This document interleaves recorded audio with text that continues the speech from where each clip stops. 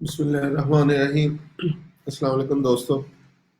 Hope so आप सारे लोग जो है वो अच्छे होंगे और अपनी अपनी स्किल्स के ऊपर अपने अपने कामों के ऊपर जो है वो फोकस कर रहे होंगे।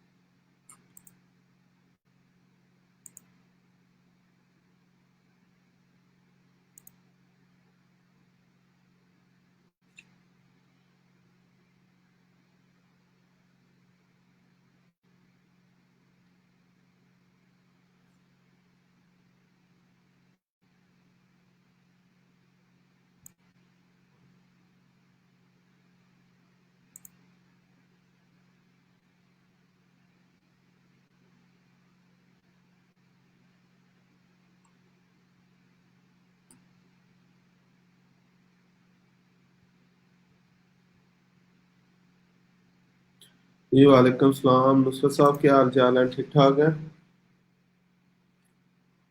सेहत भी है जो है वो सुनाएं, कैसी जो है वो लाइफ गुजर रही है और आपकी अपनी फ्रीलांसिंग जो है वो कैसी चल रही है?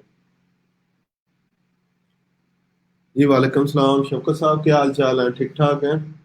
आपकी सेहत जो है वो कैसी है? और काफी दिन के बाद जो है वो आप आज माशाल्लाह फिर आ रहे हैं। क्या करते हैं इसके अलावा, फ्रीलांसिंग के अलावा कुछ जॉब वगैरह कर रहे हैं, कोई बिजनेस है, क्या कर रहे हैं? थोड़ा सा आइडिया तो दे मुझे।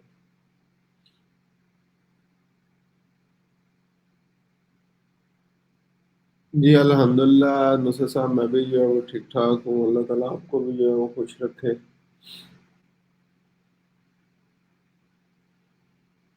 नुसरत साहब, कल 15th जो है वो गुजरी है। लाइक 15 फाइवर फ्रीलांसर्स के लिए चांद रात की तरह जो है वो होती है। तो सुनाए, कोई आपका लेवल भी जो है वो बढ़ा है?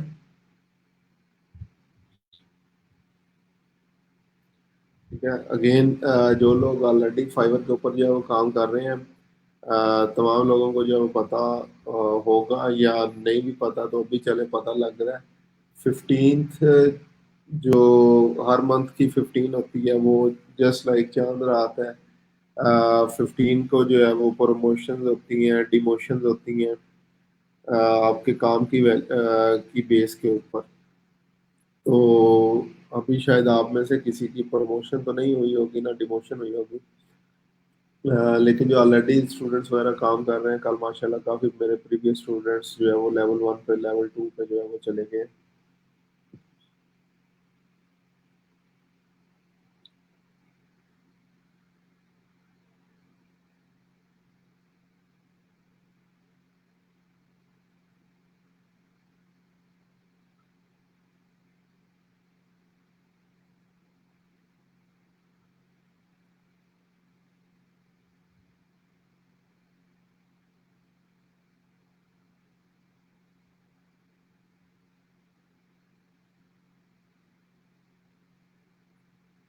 जी वालेकुम सलाम समी साहब, क्या हाल चाल है? ठीक ठाक है?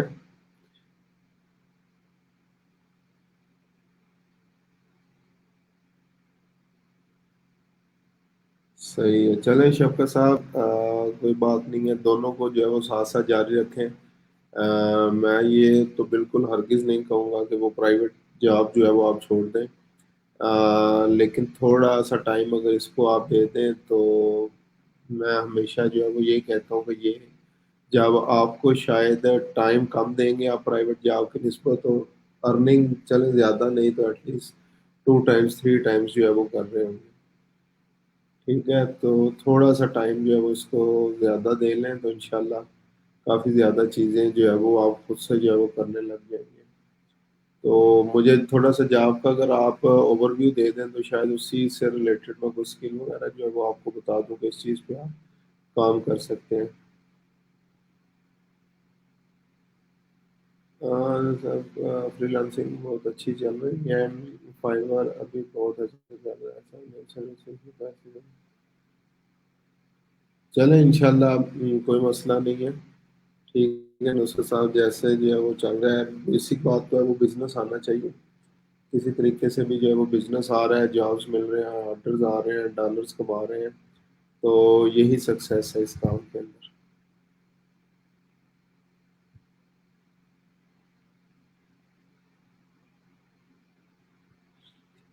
चले समी साहब, अल्लाह ताला आपको सेहत और तंदुरुस्ती अता फरमाए। और कल की अगर वीडियो देखी हो तो उसमें मैंने कुछ चीज़ें आपसे पूछी थी, आपने नेक्स्ट आर्टिकल नहीं किया हुआ था। तो वो मैंने आपसे पूछा था कि आपने जो है वो प्रोडक्ट रिव्यूज़ के अंदर, क्योंकि आपने कहा था कि इसके अंदर इंटरेस्टेड है, तो इसीलिए मैंने जो है वो आपको कहा था कि इस जॉब के अंदर थोड़ा सा जो है वो फोकस करें, लेकिन आपका प्रोडक्ट रिव्यू की असाइनमेंट नहीं आई थी। अच्छा जी, एचआर ऑफिसर की जॉब है शफकत साहब आपकी, चले माशाल्लाह गुड है एचआर ऑफिसर की जॉब। तो किसी सॉफ्टवेयर वगैरह पे आप काम कर रहे हैं एचआर के, या मैनुअली ही कर रहे हैं? एक एचआर के भी डिफरेंट सॉफ्टवेयर होते हैं, और आगे एचआर की भी डिफरेंट फील्ड्स हैं। उसमें से कौन सी फील्ड के ऊपर जो है वो आप काम कर रहे हैं वो बता दें मुझे। क्योंकि अच्छा, ये चीज़ें भी जो है ना, लाइक वो जैसे कहते हैं ना, जितनी बंदा ट्रैवलिंग करता है या जितना लोगों के साथ इंटरेक्ट होता है, तो वहाँ पे चीज़ें पता चलती हैं।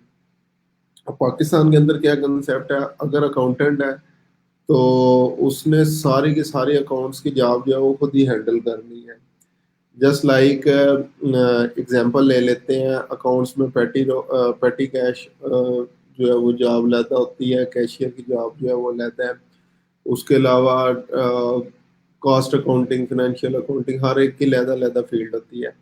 लेकिन पाकिस्तान के अंदर एक बेचारा अकेला अकाउंटेंट यही काम कर रहा होता है।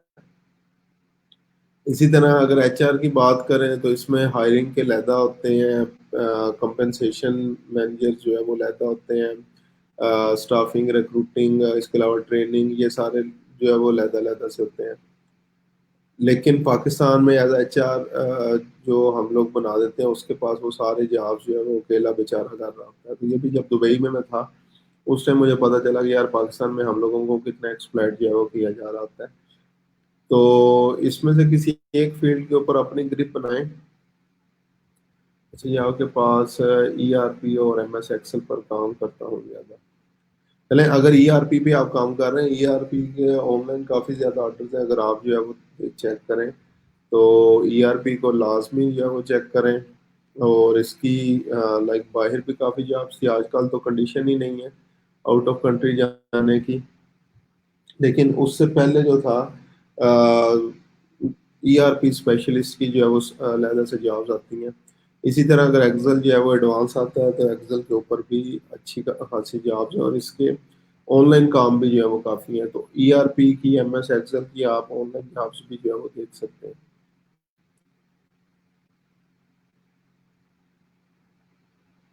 ये मेरा थोड़ा सा इनकम्प्लीट रह गया, इंशाल्लाह कल तक कर दूंगा, आज कंप्लीट हो जाएगा। ठीक है समी साहब, आप बेशक आज जो है वो कर दें, मेन चीज़ है कि आपने जो है वो काम करना है। ठीक है, और वो जैसे भी करते हैं वो आप पे जो है वो डिपेंड करता है।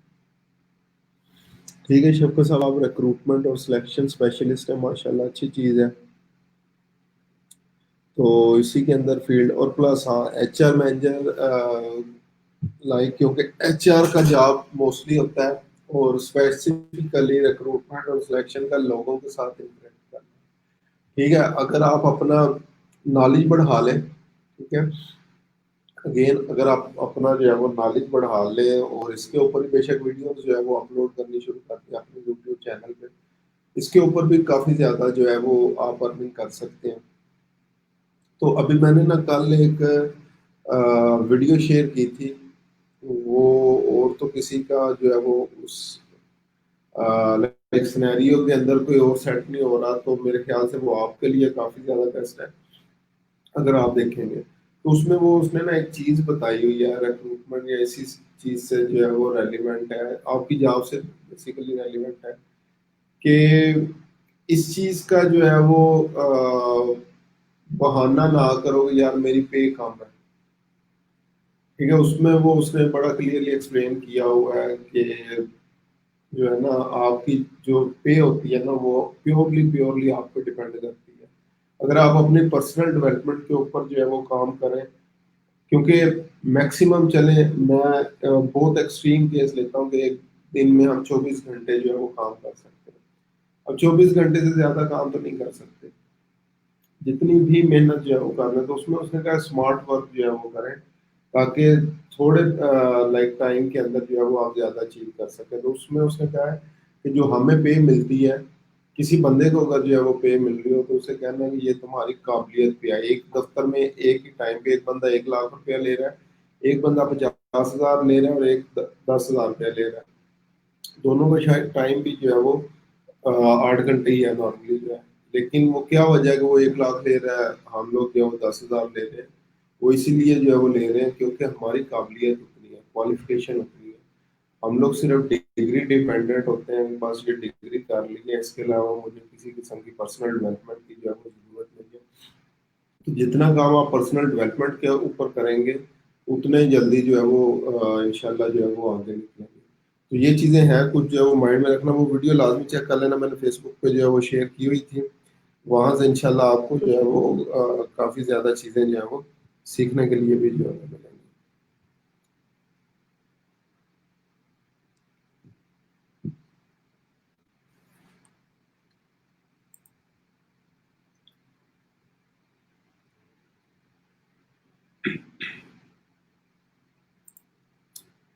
अच्छा जी, जी वालेकुम सलाम। रमज़ान साहब क्या हाल चाल है, ठीक ठाक है?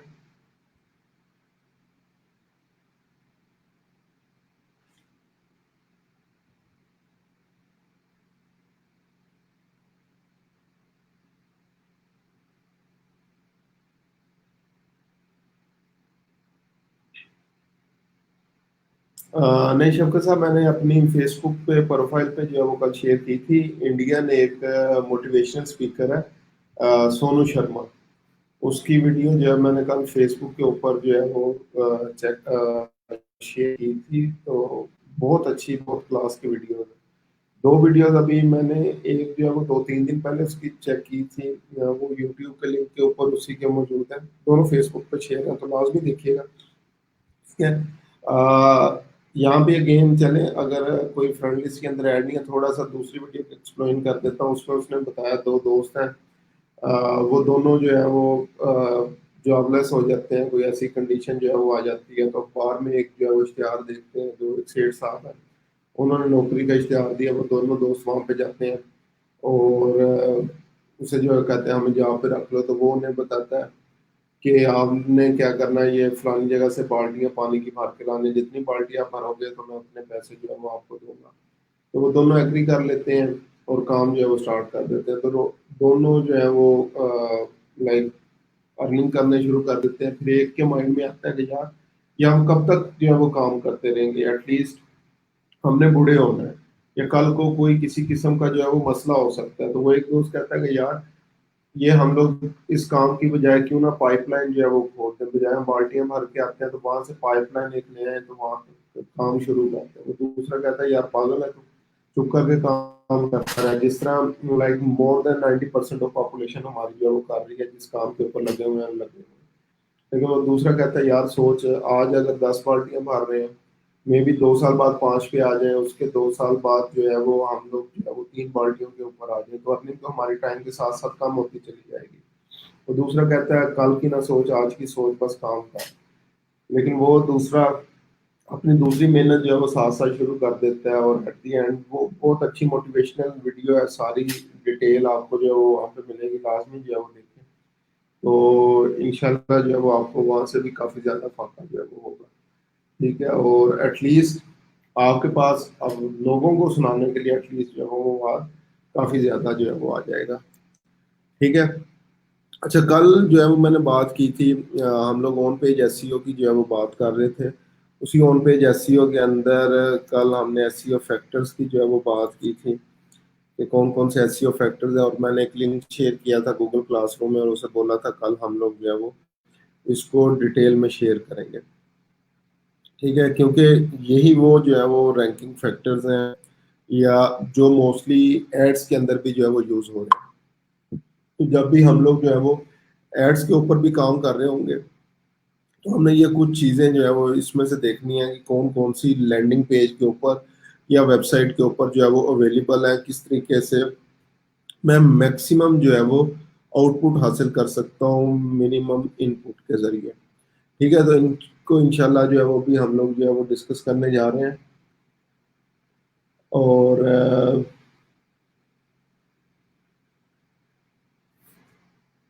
स्टार्ट करते हैं जी। अच्छा जी, जी वालेकुम सलाम उमार साहब, क्या हाल चाल है? ठीक ठाक है?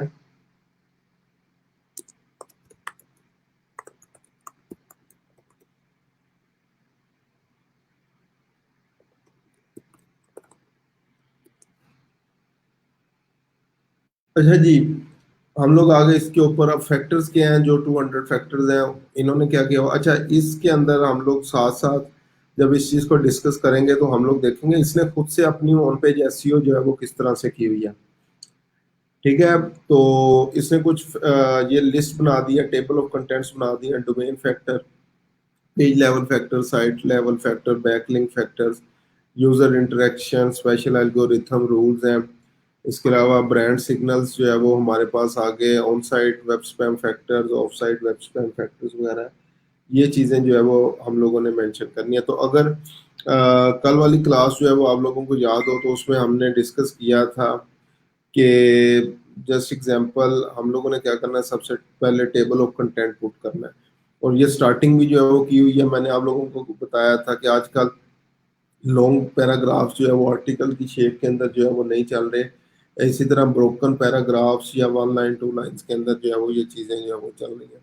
तो ये इसने चीज़ जो है वो इम्प्लीमेंट जो है वो की हुई है।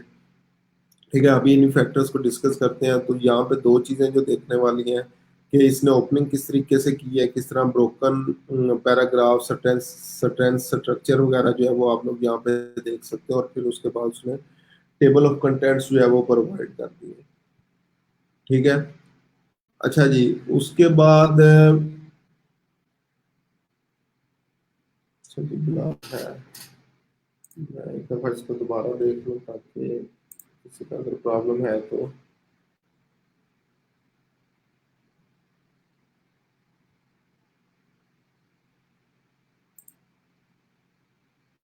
उसके बाद उसने टेबल ऑफ कंटेंट्स जो है वो प्रोवाइड कर दी।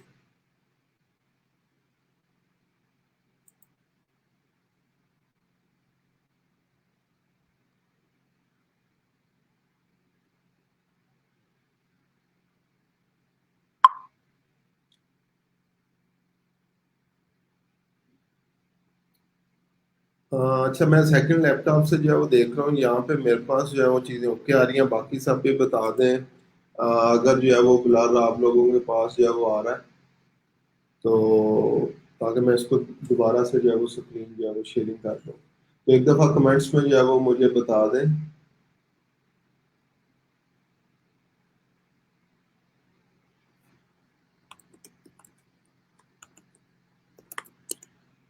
एक दफ़ा कमेंट्स में बता दें अगर किसी का और का भी ये प्रॉब्लम आ रहा है, स्क्रीन ब्लर आ रही है, तो मैं दोबारा से फिर स्क्रीन पर कुछ शेयर जो है वो मैं दोबारा से कर देता हूँ। Screen stop sharing.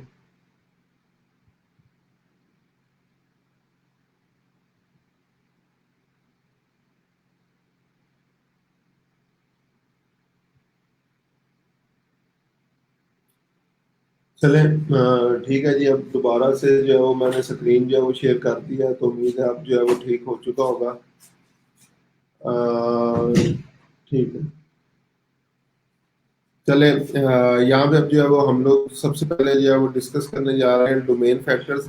ये लिंक वैसे आप लोग अपनी तरफ से भी जो है वो ओपन कर सकते हैं ताकि ये चीज़ें आप लोग भी साथ साथ देख लें, क्योंकि आगे ये आपको काफ़ी ज़्यादा ज़रूरत पड़ने वाली है इन चीज़ों की। सिर्फ एसईओ के लिए नहीं, जब आप लोग एड्स के ऊपर भी जो है वो काम करेंगे तो वहाँ पे भी आपको इन चीज़ों की जो है वो, इसमें से मैं चीज़ें बता दूंगा जो कि एड्स के लिए भी जो है वो इम्पोर्टेंट है, तो वो आप लोग जो है वो देख सकते हैं। ठीक है, अभी जो है वो मैं स्टार्ट कर रहा हूँ। सबसे पहले हमारे पास जो है वो डिफरेंट चीज़ों में आ रही है। पहले डोमेन एज आ रही है। ठीक है, डोमेन एज एसईओ फैक्टर्स में से मोस्ट इम्पोर्टेंट, इसने पहले नंबर पे जो है वो रखी है। तो जितनी पुरानी आपकी डोमेन होगी रैंकिंग फैक्टर्स के लिए, ये उतनी ही ज़्यादा इम्पोर्टेंट है। ठीक है, अगेन जितनी जो है वो डोमेन एज ओल्ड होगी, यानी कि यहाँ पे उसने दिया हुआ है quotation, in the difference between a domain that 6 month old versus 1 year old is really not that big at all। ठीक है, in other words they do use domain as but it's not important. अभी जो है वो इतनी ज़्यादा इस चीज़ की उन्होंने कहा है कि इम्पोर्टेंस जो है वो नहीं रह गई। ठीक है, लेकिन स्टिल अभी भी एक फैक्टर्स में काउंट होता है। अगर आप कोई वेबसाइट वगैरह भी परचेज करते हैं फ्लिपा के ऊपर या कहीं पे भी आप लोग जो है वो जाते हैं, तो वहाँ पे जो है वहाँ पे आप लोगों को जो है वो डोमेन एज भी साथ जो है वो लिखनी पड़ती है। ठीक है, तो सबसे पहले डोमेन एज है, उसके बाद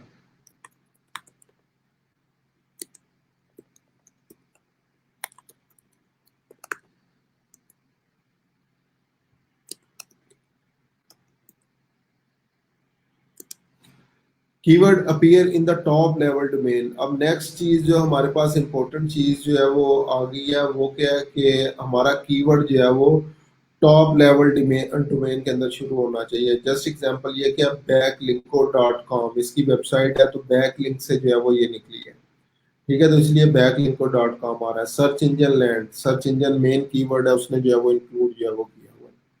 ठीक है, इसके अलावा सर्च इंजन जर्नल, उसने भी जो है वो क्या किया हुआ है, उसके अंदर जो है वो टॉप लेवल डोमेन के अंदर अपना कीवर्ड इंक्लूड किया हुआ है। उसके बाद नेक्स्ट है keyword as a first word in a domain. Keyword जो है वो ट्राई करेंगे फर्स्ट वर्ड, जो मैंने कल बोला था कि मेन कीवर्ड जो है वो ट्राई करें जितना लेफ्ट साइड के ऊपर जो है वो हो सकता है, उसको जो है वो आप लोगों ने रखना है। ठीक है, तो इसके अंदर भी जो है वो क्या है कि keyword as a first word in domain, back link को बैक लिंक से निकला है। सेकंड है just example search engine land,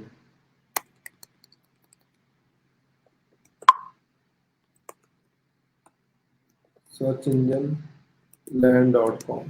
ठीक है, इसमें भी क्या है, सर्च इंजन जो है वो आपके पास टॉप लेवल डोमेन के अंदर एक तो शामिल है और एज अ फर्स्ट वर्ड जो है वो कीवर्ड शामिल है। ठीक है, a domain that starts with the target keyword that edge over sites that either do not have, अब मोस्टली क्या होते हैं उसमें मेन कीवर्ड नहीं होता। अब जस्ट एग्जांपल इन्हीं का तीसरा कंपेटिटर है moz.com। अगर उसकी एग्जांपल लें हम लोग, तो moz.com इन्होंने क्या किया हुआ है, इसके अंदर कोई भी सर्च इंजन बैकलिंक हो या एसईओ से रेलिवेंट जो है वो कोई भी कीवर्ड नहीं है, क्योंकि मैंने 3 वेबसाइट्स जो है वो खोली है। ठीक है, तो सबसे पहले हमारे पास लाइक डोमेन है, उसके बाद कीवर्ड्स टॉप लेवल डोमेन के अंदर जो है वो आनी चाहिए, और सेकंड थर्ड चीज है जो keyword as a first word जो है वो हमारे पास जो है वो यूज होना चाहिए। ठीक है, उसके बाद क्या, domain registration length. Domain registration length क्या है आपके पास, कि जस्ट एग्जांपल अभी इन्होंने क्या किया हुआ है, search engine length .com, moz.com, Backlinko registration. अच्छा, एक तो जो है वो आपके पास वैसे सिंपली लेंथ है कि जितना नेम जो होगा वो उसका कितना बड़ा जो है वो आप लोग रखते हैं। ठीक है, अब इसमें जस्ट एग्जांपल हम लोगों ने क्या किया था, जब आर्टिकल बनाया था ट्रेंडिंग प्रोडक्ट्स वीकली, या इस तरीके से जो है वो हमने जो एग्जांपल जो है वो लेके चले थे बेबी प्रोडक्ट्स के नेम से, ट्रेंडिंग बेबी प्रोडक्ट्स .wordpress.com जो है वो लेके चले थे। तो ये लेंथ जो है वो आपकी जो भी डोमेन नेम होगी उसके अंदर जो है वो कम होनी चाहिए। नेक्स्ट है कीवर्ड इन सब डोमेन, जो सब डोमेन के अंदर जो आपके मेन कीवर्ड्स आ रहे हैं उनको ट्राई करें, इंक्लूड करें। ठीक है, सब डोमेन क्या होती है, अब जिस तरह हमने क्या किया था, ये मैं बता रहा हूँ। ट्रेंडिंग, ट्रेंडिंग बेबी प्रोडक्ट्स था शायद, मुझे भूल चुका है, .wordpress .com। तो ये अब एक जिस तरह सब डोमेन आ रही है, तो इसके अंदर ये जो मेन इंपॉर्टेंट चीज़ है हमारे पास के सब डोमेन भी अगर हम लोग को इंक्लूड कर दें, तो उसके अंदर हमारा जो है वो मेन कीवर्ड जो है वो आना चाहिए। ठीक है, उसके बाद है डोमेन हिस्ट्री। और डोमेन हिस्ट्री जो है वो हमारे पास क्या होती है कि ये वेबसाइट जो है वो कितने लोगों के पास जो है वो इसकी ओनरशिप रह चुकी है। ठीक है, वेबसाइट आसान लफ्जों के अंदर जो है वो अगर आसान लफ्जों के अंदर हम लोग जो है वो इसको डिस्कस करें कि कितनी दफा ये आगे सेल हो चुकी है, कितने लोगों ने जो है वो सॉरी, डोमेन रजिस्ट्रेशन, अच्छा जी एक मिनट,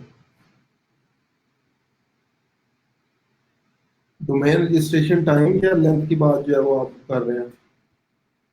अगर इसकी रजिस्ट्रेशन लेंथ की बात कर रहे हैं तो इसका दोबारा से जो है वो सुन लें। ये बेसिकली आपके पास वो टाइम पीरियड होता है जिस टाइम के लिए आपने वो डोमेन जो है वो खरीदी है। मिसाल के तौर पे हम लोग नॉर्मली क्या करते हैं, डोमेन जब परचेज करते हैं तो वो 1 साल के लिए करते हैं। ठीक है, तो वो इनके पास भी जो है वो रिकॉर्ड होता है कि कितने टाइम के लिए जो है वो आपने खरीदी है। तो अगर आपने जस्ट एग्जांपल 3-4 साल के लिए या मैक्सिमम आगे फर्दर जो है वो सालों के लिए जो है वो अगर आपने खरीदी हुई है, तो वो भी एक रैंकिंग सिग्नल में से जो है वो एक है। उसके बाद डोमेन हिस्ट्री की जो है वो बात, शफकत साहब क्वेश्चन डोमेन रजिस्ट्रेशन टाइम, इसको जो है वो क्लियर कर दें, मैं समझा नहीं हूँ कि क्या आप जो है वो आपने कहा है।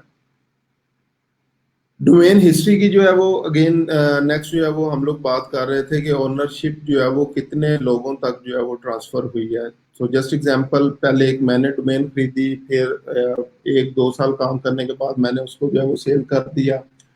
उसके बाद जो है वो नेक्स्ट किसी दूसरे बंदे ने उसके ऊपर जो है वो काम किया। जिस जिस तरह हम लोग एक्सपायर्ड डोमेन्स वगैरह जो है वो खरीदते हैं और उनके ऊपर जो है वो काम कर रहे होते हैं। फिर किसी तीसरे बंदे ने जो है वो उसके ऊपर काम ली। तो ये जो डोमेन हिस्ट्री है उसकी जो है वो कितनी दफ़ा जो है वो हमारे पास सेवरल ओनरशिप्स जो है वो मुख्तलिफ लोगों तक जो है वो ट्रांसफर होती रही है। तो ये डोमेन हिस्ट्री भी उसमें से जो है वो एक रैंकिंग फैक्टर्स में से जो है वो एक है। साइट विद वोलेटाइल ओनरशिप और सेवरल ड्रॉप्स में tell Google to reset the site's history, negating links pointing to the domain, or in certain cases a penalized domain may carry the penalty over the next। तो अब इसमें क्या होता है, जिस तरह हम लोग जो है वो अक्सर क्या करते हैं, एक्सपायर्ड डोमेन्स जो है वो लेते हैं। फ्लिपा के ऊपर काम हो रहा है, एक्सपायर्ड डोमेन अगर वैसे आप लोग सर्च करें गूगल के ऊपर तो वहां से भी जो है वो आपको मिल जाते हैं। तो जस्ट इन केस अगर प्रीवियसली किसी को जो है वो पेनलाइज किया हो गूगल की तरफ से, तो वो भी आगे नेक्स्ट ओनर को जो है वो ट्रांसफर हो जाती है। उसके बाद नेक्स्ट है exact match domain. Exact match domain EMD भी जो है वो इसको जो है वो बोला जाता है। तो एग्जैक्ट मैच डोमेन जो है वो इसको बेसिकली अंडरस्टूड बात है कि एज मिलता है दूसरी जितनी भी डोमेन्स हैं। अब इसमें क्या है, search engine land .com, search engine exact match, almost search engine land के हवाले से जो है वो ये बनता है। एग्जैक्ट डोमेन जो है वो क्या होता है, ये एग्जैक्ट मैच ये कीवर्ड्स की टाइप है जिसमें आपके पास सबसे पहले एग्जैक्ट मैच होती है, फिर ब्रॉडर मैच जो है वो होती है, फ्रेजेस या इस तरह की जो है वो चीज़ें हैं। तो ये कीवर्ड्स की भी टाइप्स हैं। जब हम एडवर्ड्स के अंदर जो है वो ऐड करते हैं, तो यहाँ पे मैं इसकी टाइप्स भी जो है वो बता देता हूँ, एक्सप्लेन कर देता हूँ कौन कौन सी टाइप्स जो है वो हमारे पास आती हैं।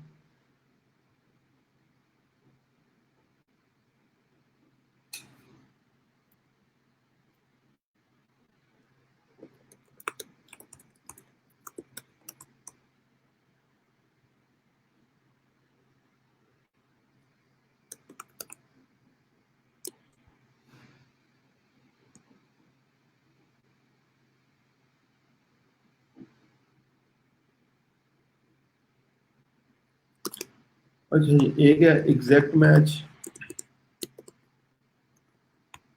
Broader match. ये चीजें उस टाइम भी जो है वो यूज होती हैं जब हम लोग जो है वो गूगल एड्स के ऊपर जो है वो काम कर रहे होते हैं। तो एग्जैक्ट मैच क्या होता है, जब हम एज अ कीवर्ड पुट करते हैं तो इसको इस तरह ब्रैकेट्स के अंदर जो है वो पुट करते हैं। Just example search engine.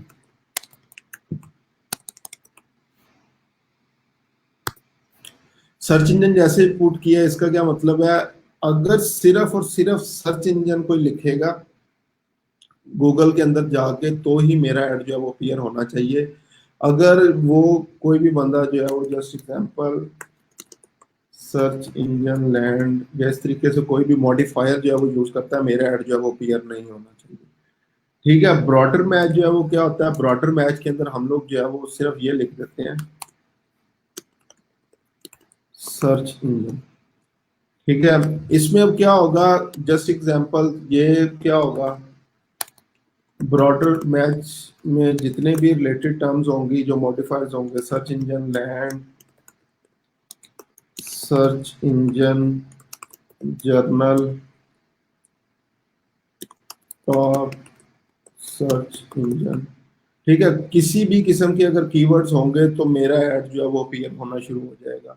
तो स्पेसिफिकली अगर हम लोग जो है वो एड्स के ऊपर जो है वो काम कर रहे हो, अगेन अगर एड्स के ऊपर काम कर रहे हो तो हमें एग्जैक्ट मैच और ब्रॉडर मैच जो है वो देखनी पड़ती है। तो की एसईओ फैक्टर्स में भी से भी एक ये चीज है कि अगर आप लोग अपना जो है वो एग्जैक्ट मैच डोमेन जो है वो खरीद लेते हैं, जस्ट एग्जांपल इसी के एग्जांपल लेते हैं सर्च इंजन डॉट कॉम। ठीक है, ये वेबसाइट क्या होगी, हमारे पास जो है वो एग्जैक्ट मैच जो है वो डोमेन जो है वो हो जाएगी, जो हमारा एग्जैक्ट कीवर्ड है उसके ऊपर जो है वो डिपेंड कर रही होगी। तो अगेन ये भी जो है वो एक रैंकिंग फैक्टर्स में से है।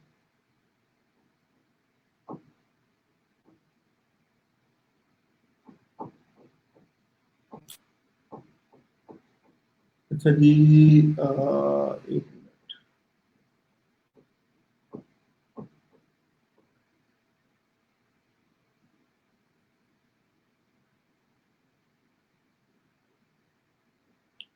अभी चेक करें अगर जो है वो आप लोगों को दोबारा से जो है वो नजर आ रही है, तो दो चीजें मैंने अगेन दोबारा एक्सप्लेन कर देता हूँ। सबसे पहले क्या है, एग्जैक्ट मैच डोमेन, और सेकंड वन है broader match domain. Exact match domain just उसी केस के अंदर जो है वो हम लोग यूज करते हैं। पहले मैंने दो सिनेरियो जो है वो यहाँ पे आप लोगों को बताए हैं।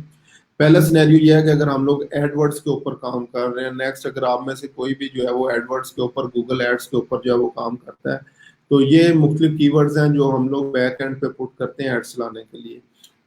एग्जैक्ट मैच के अंदर क्या होता है, हम लोग ब्रैकेट्स में एग्जांपल देता हूँ एड्स में पुट करते हैं सर्च इंजन। तो जस्ट और जस्ट अगर सर्च इंजन, सिर्फ सर्च इंजन ही गूगल में लिखा जाएगा तो मेरा ऐड अपीयर होगा। अगर इसके साथ search engine land, search engine journal, top search engine लिखा जाएगा तो मेरा ऐड अपीयर नहीं होगा। लेकिन अगर ब्रॉडर मैच की जो है वो अगर हम लोग बात करें तो ब्रॉडर मैच में क्या होता है, हमने पुट कर दिया search engine as a keyword put किया, तो अब चाहे कोई सर्च इंजन लैंड लिख रहा है, सर्च इंजन जर्नल लिख रहा है, टॉप सर्च इंजन या कोई भी सर्च इंजन जो है वो यूज करते हुए लिखता है, तो मेरा ऐड जो है वो अपीयर हो जाएगा। और एसईओ रैंकिंग फैक्टर के हवाले से एग्जैक्ट मैच डोमेन की जो बात कर रहे थे, जस्ट एग्जांपल अगर हमारा जो है वो डोमेन नेम है सर्च इंजन डॉट कॉम, तो ये एग्जैक्ट मैच डोमेन है कि मेरा जो मेन कीवर्ड था उसी उसी के ऊपर जो है वो मेरी डोमेन जो है वो कंसिस्ट कर रही है, मेरी एग्जैक्ट जो है वो डोमेन कर रही है। जी एग्जैक्टली, अब क्योंकि वेबसाइट्स बहुत ज़्यादा हो चुकी हैं, और नेक्स्ट चीज़ क्योंकि कंपटीशन जो है वो बहुत ज़्यादा बढ़ चुका है, तो इसलिए बहुत कम चांसेस होते हैं कि हम लोग जो है वो एग्जैक्ट मैच जो है वो फाइंड कर सकें। लेकिन फिर भी अगर हमारा बिजनेस जो है वो यूनिक है, इसी टाइप का जो है वो बिजनेस है जिसके अंदर कंपटीशन नहीं है, तो मे बी हमें ईएमडी जो है वो मिल भी जाए। ठीक है, उसके बाद नेक्स्ट है पब्लिक वर्सेस प्राइवेट हुईज। अब पब्लिक वर्सेस प्राइवेट हुईज जो है वो क्या है, सबसे पहले हुईज को जो है वो समझना है, हु डॉट इज।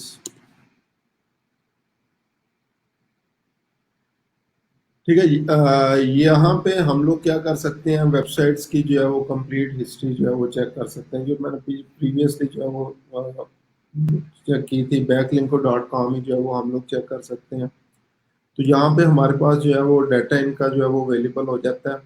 और ये देखें जिस तरह ये हमारे पास आ रही हैं, पब्लिकली इंफॉर्मेशन अवेलेबल है, नेम GoDaddy से जो है वो ले लिया, हुई सर्वर कौन सा है, रेफरल्स, स्टेटस, और ये सारी चीज़ें जो है वो। लेकिन कुछ वेबसाइट्स का डाटा जो है वो आपके पास यहाँ पे नहीं आता। दूसरी मैंने अब इसकी चेक करें हम लोग।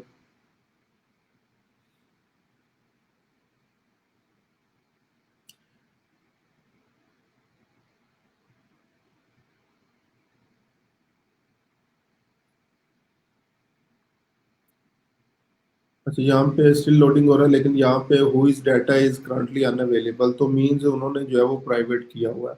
ठीक है, तो ये public dot private who is जो आपके पास जो है वो आ रहे हैं। अगर just in case private who is information में भी sign of a something to hide, ठीक है, और किसी ने जो है वो इन्फॉर्मेशन हाइड की हुई है, माइट भी वो पिनलाइज वेबसाइट हुई हो या किसी भी किस्म का जो है वो प्रॉब्लम जो है वो हो सकता है। तो अगर उन्होंने प्राइवेट हुईज जो है वो किया हुआ है, तो उसका मतलब है देर इज समथिंग बैड। ठीक है, और वो एज अ लाइक क्वालिटी या रैंकिंग सिग्नल्स जो है वो हमारा उसको जो है वो इफेक्ट करेगा, रैंकिंग फैक्टर्स को। उसके बाद नेक्स्ट है penalize who is owner, if like Google जो है वो को आइडेंटिफाई कर लेता है कि वो स्पैमर है या उसको किसी भी किस्म का पिनलाइज जो है वो कर देता है, तो ये भी हमारे रैंकिंग फैक्टर्स पे जो है वो इफेक्ट डालता है।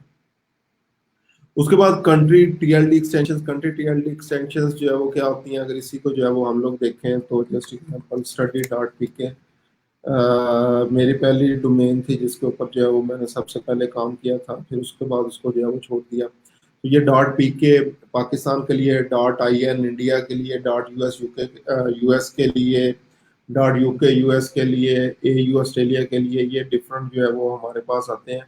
तो अगर कंट्री टीएलडी एक्सटेंशन जो है वो हमने यूज़ की हुआ है, तो नॉर्मली इस किस्म की वेबसाइट जो है वो ग्लोबली रैंक नहीं करती, उस कंट्री में जो है वो रैंक करने के हवाले से ये चीज़ जो है वो काफ़ी ज़्यादा हेल्पफुल है। तो ये अभी तक के जो 10 पॉइंट्स थे ये सारे थे डोमेन से रिलेटेड। अभी जो है वो आगे नेक्स्ट पेज लेवल फैक्टर आ रहे हैं, और इसमें अब क्योंकि ये 200 प्लस फैक्टर्स हैं जो आप लोगों से रेलिवेंट है उनको मैं डिस्कस करूंगा, जो डेवलपर्स से रेलिवेंट है या जो जैसे एग्जांपल टेक्निकल फील्ड से जो रेलिवेंट चीज़ें हैं उनको जो है वो मैं अभी यहाँ से जो है वो आगे स्किप करता चला जाऊंगा। उसके बाद पेज लेवल फैक्टर्स में सबसे पहले कीवर्ड इन टाइटल टैग। टाइटल टैग को जो है वो हम लोगों ने कल भी डिस्कस किया था कि जो आपकी मेन हेडलाइन जो है वो होती है उसके अंदर आप लोगों ने कीवर्ड जो है वो इंक्लूड करना है। तो आप भी जब ऑन पेज जब हमने भी कल ऑन पेज एसईओ फैक्टर्स जो है वो डिस्कस किए थे, जो 20 फैक्टर्स जो है वो हमारे पास आ रहे थे, तो वहाँ पे जो है वो हमने सबसे पहले ये डिस्कस किया था कि टाइटल टैग जो है वो आप लोगों ने पहला यूआरएल हमने कल डिस्कस किया था, उसके बाद लिखा था कि टाइटल टैग के अंदर हम लोगों ने अपना मेन कीवर्ड जो है वो इंक्लूड करना है। ठीक है, लेकिन उन्होंने लिखा हुआ although not as important it once was, पहले प्रीवियसली जो है वो होता था, लेकिन अभी जो है वो ये जो है वो इतना ज़्यादा इम्पोर्टेंट जो है वो नहीं रहा। लेकिन फिर भी आप लोगों ने पहले फर्स्ट 100 वर्ड्स के अंदर जो है वो अपने कीवर्ड जो है वो ऐड करने होते हैं, जिस तरह गेम कल जो है वो हम लोगों ने डिस्कस किया था। उसके बाद title tag starts with the keyword. एक तो चीज जो है वो हमने पहली चीज ये है कि टाइटल टैग में एटलीस्ट जो है वो कीवर्ड ऐड होना चाहिए। सेकंड चीज इसमें क्या है कि टाइटल टैग स्टार्ट भी वो मेन कीवर्ड से होना चाहिए। जिस तरह अगेन सर्च इंजन एंड, ये कहाँ से स्टार्ट हो रहा है, सर्च इंजन जो मेन कीवर्ड है उसके साथ जो है वो स्टार्ट हो रहा है। ठीक है, इसी तरह सर्च इंजन जर्नल वो भी क्या हो रहा है, सर्च इंजन के कीवर्ड के साथ जो है वो स्टार्ट हो रहा है। ठीक है, और तो हमें क्या करना है, ये जो कीवर्ड्स हैं टाइटल टैग्स जो हमारा मेन होगा वो हमने ट्राई करनी है कि ये इसके साथ जो है वो जो मेन कीवर्ड होगा वो स्टार्ट होना चाहिए। उसके बाद कीवर्ड इन डिस्क्रिप्शन टैग, उसके बाद स्पेसिफिकली मेटा डिस्क्रिप्शंस वगैरह जो होती हैं। मेटा डिस्क्रिप्शंस भी जो है वो मैंने कल एक्सप्लेन की थी कि गूगल पे हम लोग कोई भी जब चीज़ लिखते हैं, जस्ट एग्जांपल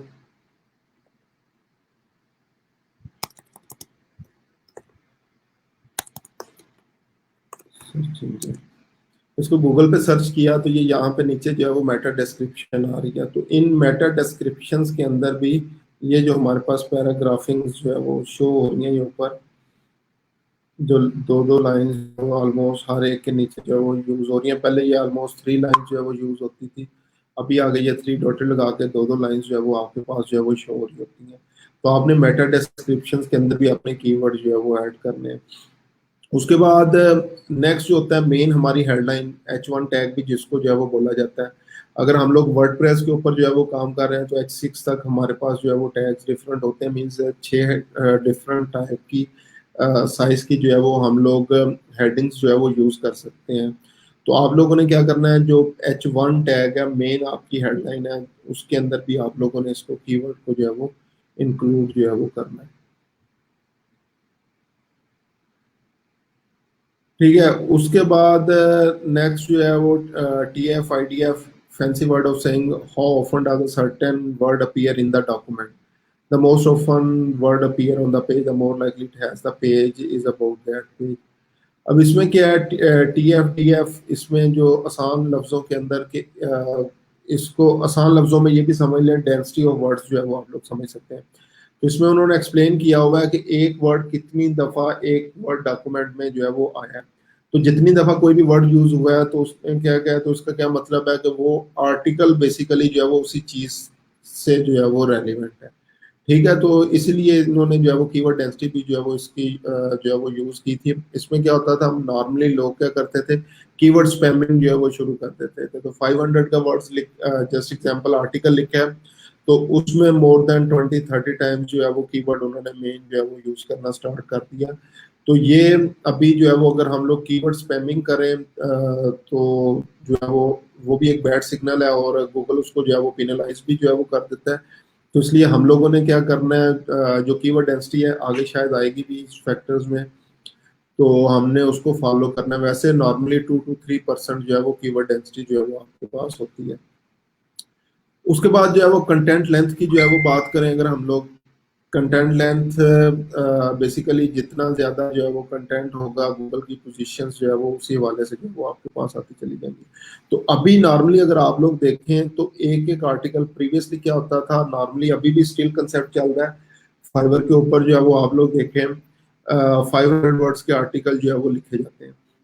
लेकिन अभी रैंकिंग फैक्टर्स में से क्या है कि ये देखिए ऑलमोस्ट जो है वो तकरीबन 1950 से लेकर 2000 वर्ड्स तक के उन्होंने बोला हुआ है कि आपके पास टॉप पोजीशंस के ऊपर जो है वो आते हैं वर्ड वर्ड काउंट्स अगर हों, और यहाँ पे ये गूगल पोजीशंस जो है वो आ रही हैं। तो इसी चीज़ को अगर हम लोग जो है वो लिंक करें जो हमने ब्लॉगिंग में या प्रोडक्ट रिव्यू के अंदर जो है वो चीज़ें देखी थी, उसके अंदर हम लोगों ने जो है वो क्या इंक्लूड किया हुआ था, जस्ट एग्जाम्पल 10-20 की हमने एग्जाम्पल ली, तो उसने क्या किया है, 10 डिफरेंट प्रोडक्ट्स के जो प्रोडक्ट रिव्यूज हैं वो एक ही पेज के ऊपर जो है वो देने शुरू कर दिए। अल्टीमेटली उसके बैक एंड में मकसद क्या है, ये गूगल सर्च पोजीशन जो है वो हासिल करना। अब ये भी जो डिफरेंट इसने फैक्टर्स एक ही आर्टिकल के अंदर इंक्लूड कर दिए हैं। प्रीवियसली ये क्या होता था, हम लोग पेजेस डिफरेंट बना देते थे, तो वो just example continue next page, उसके बाद कंटिन्यू नेक्स्ट पेज, 3-4-5 पेजेस के ऊपर। लेकिन अभी ये ट्रेंड चल रहा है कि लॉन्ग पैराग्राफ जो है वो लॉन्ग या लेंथी कंटेंट जो है वो लिखा जा रहा है बेसिकली। उसके बाद नेक्स्ट क्या, टेबल ऑफ कंटेंट। तो अगर आप लोग जैसे एग्जांपल ये लॉन्ग इस तरह से जो है वो अगर कोई भी आर्टिकल जो है वो लिख रहे हैं तो टेबल ऑफ कंटेंट जो है वो लाजमी प्रोवाइड करें। ठीक है, अब जिस तरह मैंने बताया था कि इसने ये सारी चीजें खुद से इस आर्टिकल के अंदर भी इम्प्लीमेंट की हुई हैं। नंबर ऑफ वर्ड्स की अगर जो है वो बात करें, कीवर्ड्स की बात करें, H1 के अंदर जो है वो जो भी इसने चीजें इंक्लूड की हुई हैं, ये अब जो हमारे पास टेबल ऑफ कंटेंट जो है वो ये चीजें आ गई हैं। ठीक है, ये सारी चीजें हैं जो कि हम लोगों ने इसने खुद से भी जो है वो अपने आर्टिकल के अंदर इंक्लूड की हैं।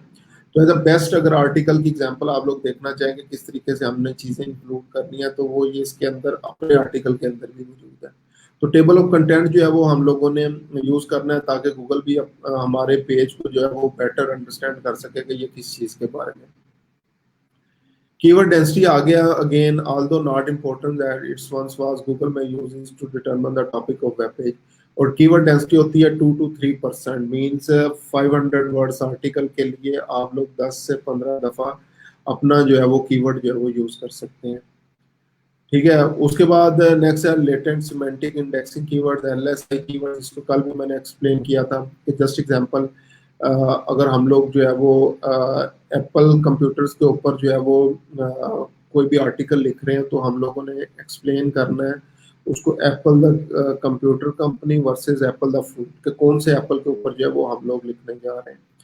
ठीक है, तो रिलेटेड या सिनोनिम्स वगैरह जो है वो यूज करते हुए हम लोगों ने उसको बेसिकली समझाना है कि ये मेरा आर्टिकल जो है वो किस चीज से रेलिवेंट जो है वो लिखा गया है। उसके बाद है एलएसआई कीवर्ड्स इन टाइटल और डिस्क्रिप्शन टैग्स के अंदर अगर आपका अगेन ये एलएसआई कीवर्ड्स हर किसी के लिए जो है वो हर आर्टिकल के लिए यूज नहीं होते।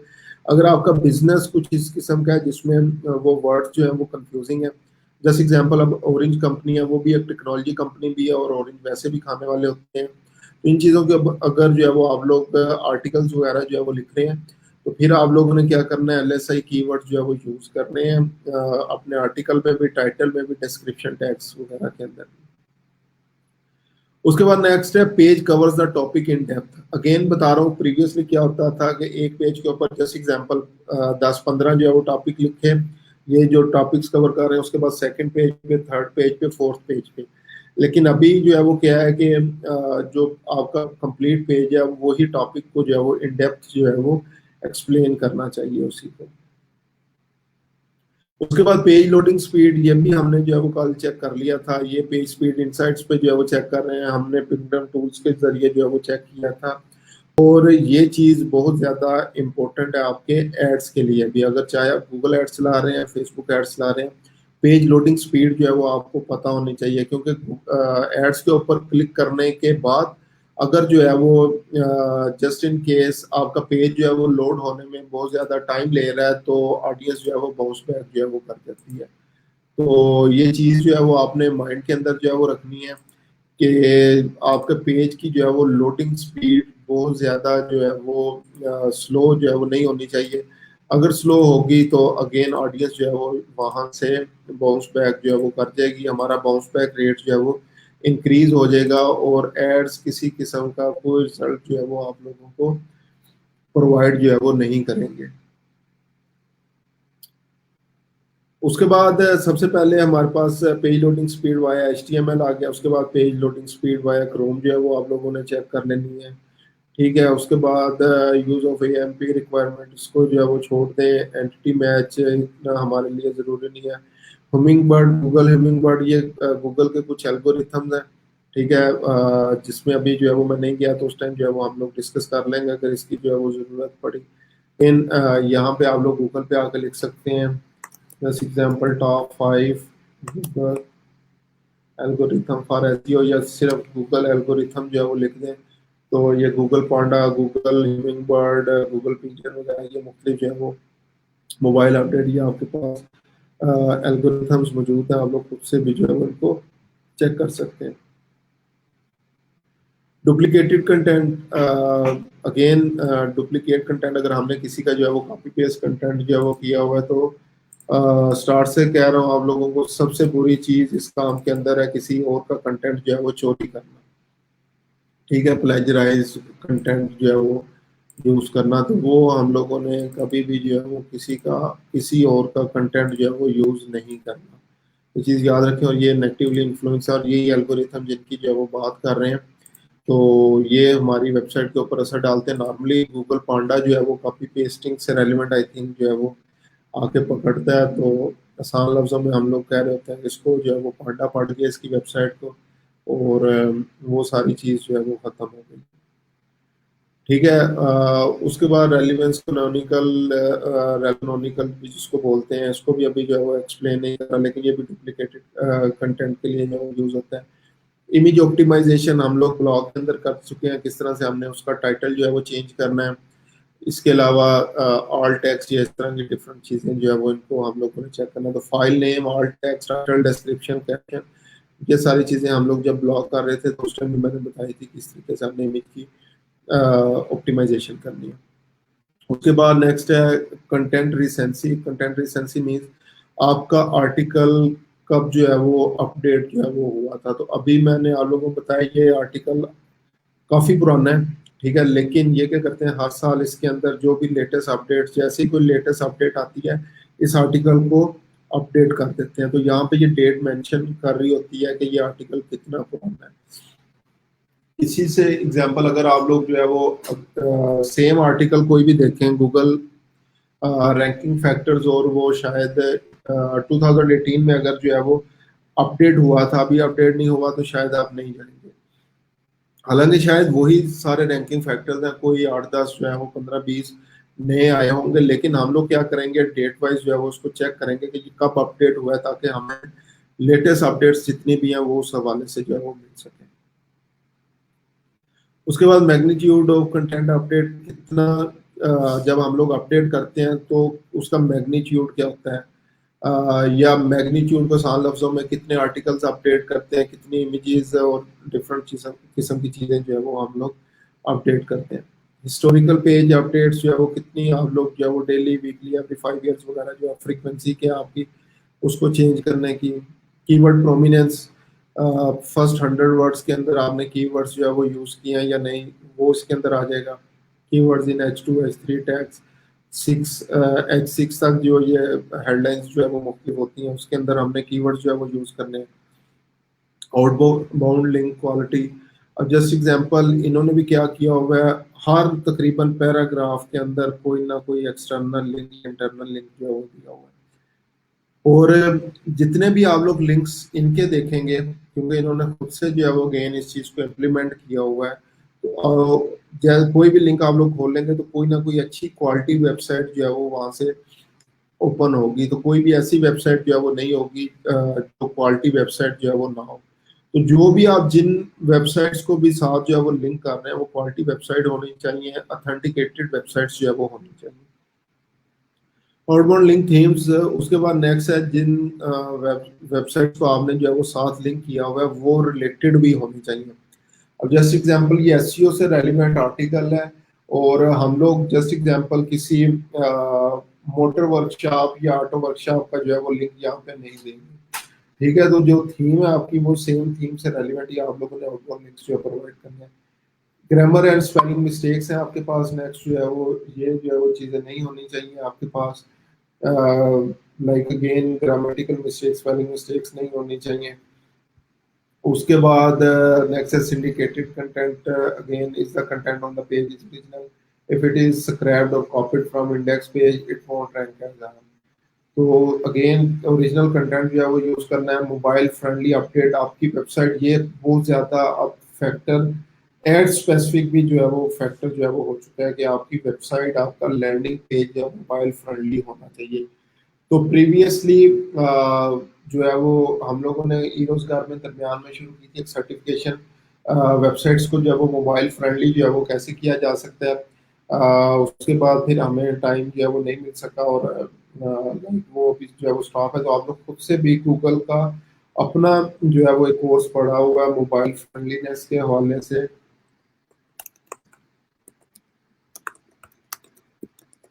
मोबाइल ऑप्टिमाइजेशन का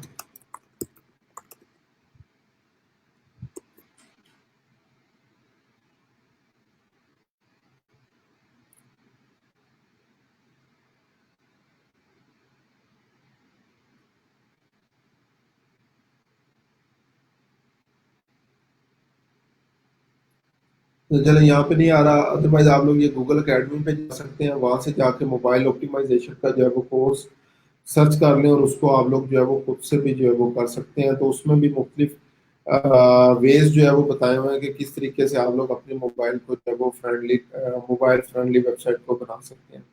again mobile usability, mobile first first index.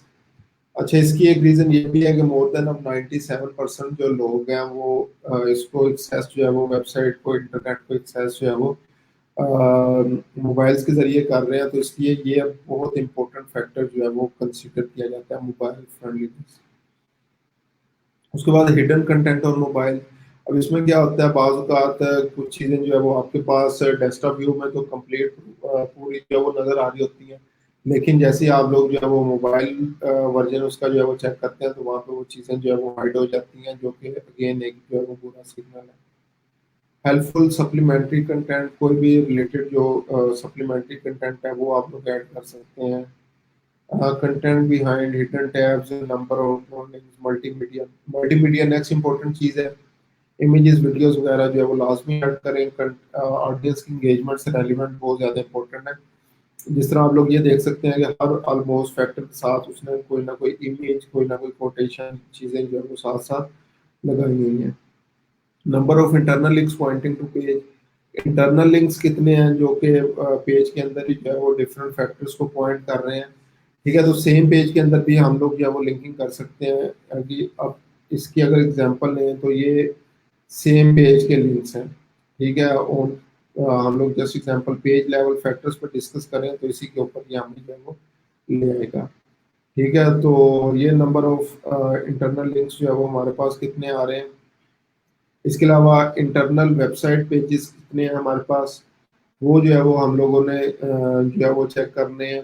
Broken links जो है वो नॉर्मली क्या होता है कि हमने कोई एक स्पेसिफिकली पेज बनाया किसी एक चीज़ के लिए, किसी ऑफर के लिए, उसके बैकलिंक्स जो है वो अगर हम लोगों ने जो है वो प्रोवाइड किए हुए और किसी और वेबसाइट के लिए हुआ, उसके बाद उन लोगों की ऑफर वगैरह जो है वो खत्म होगी, तो वो एज अ ब्रोकन लिंक जो है वो कंसिडर होता है, तो जो हमारी पेज की क्वालिटी पे इफेक्ट करता है।